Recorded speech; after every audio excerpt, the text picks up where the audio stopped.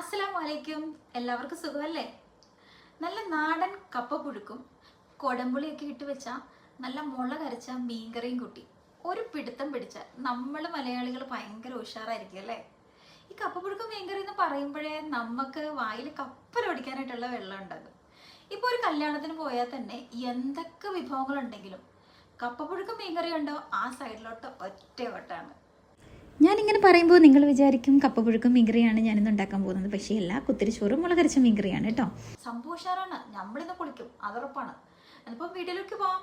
അപ്പോൾ നമ്മുടെ ഇന്നത്തെ താരം കാളാഞ്ചി മീനാണ് കേട്ടോ. നല്ല പിടപിടിക്കുന്ന നല്ല സുന്ദരം മീനാണ് ഇരിക്കുന്നത്.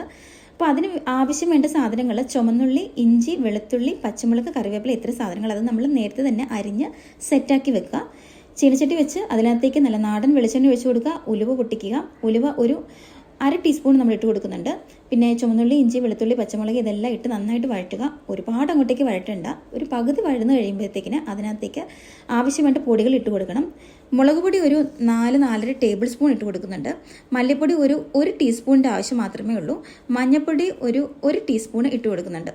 ഇവ ചേർത്തിടുക്കി ഫ്ലെയിം ഓഫാക്കി കറിച്ചട്ടിയിൽ നിന്ന് ഷിഫ്റ്റ് ആക്കുക. അതായത് ചീനച്ചട്ടിയിൽ നിന്ന് കറിച്ചട്ടിയിലേക്ക് ഷിഫ്റ്റ് ആക്കുക. ബാക്കി നമ്മൾ കറിച്ചട്ടിയിൽ വെച്ചിട്ടാണ് പാചകം ചെയ്യുന്നത്. ആവശ്യത്തിന് വെള്ളം ഒഴിച്ചു കൊടുക്കുക. ഒരുപാട് വെള്ളം ഒഴിച്ചു കൊടുക്കരുത്. മീനിന് ഓടിക്കളിക്കാനായിട്ട് നമ്മൾ സ്ഥലം അനുവദിച്ചുകൂടാ. അപ്പോൾ അല്പം മാത്രം വെള്ളം ഒഴിച്ചു കൊടുത്ത് പറ്റിച്ചാണ് നമ്മൾ മീൻകറി എടുക്കുന്നത്. അപ്പം ആവശ്യത്തിന് ഉപ്പും ഇട്ട് കൊടുത്ത് കൊടംപുളിയും ഒരു 3 പീസ് ഇട്ട് കൊടുത്ത് നമ്മൾ നന്നായി അടച്ച് വെച്ച് വേവിക്കുക. ഏകദേശം ഒരു 20-25 മിനിറ്റോളം നമ്മൾ ഇത് വേവിച്ചെടുക്കുക.